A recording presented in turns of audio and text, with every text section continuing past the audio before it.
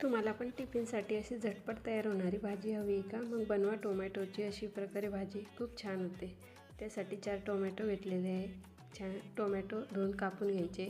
त्यानंतर लसूण आणि कांदा कापून घ्यायचा। आता गॅसवर कढई ठेवायची। कढईमध्ये तेल टाकायचं। तेल तापल्यानंतर मोहरी टाकायची, जिरे टाकायचे, लसूण टाकून घ्यायचा। त्यानंतर कांदा टाकायचा। कांदा छान परतल्यानंतर त्यामध्ये हळद टाकायची आणि लाल तिखट टाकून घ्यायचं। त्यानंतर टोमॅटो टाकून छान मिक्स करून घ्यायचं।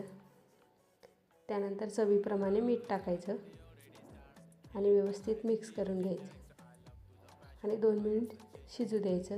त्यानंतर शेंगदाण्याचं कूट टाकायचं 2 चमचे। त्यानंतर थोडासा गूळ टाकायचा। झाली आपली भाजी तयार। मस्त कोथिंबीर टाकायचा। अशाच नवनवीन रेसिपीसाठी चॅनलला सबस्क्राईब करा, व्हिडिओला लाईक करा आणि शेअर करा। थँक्यू।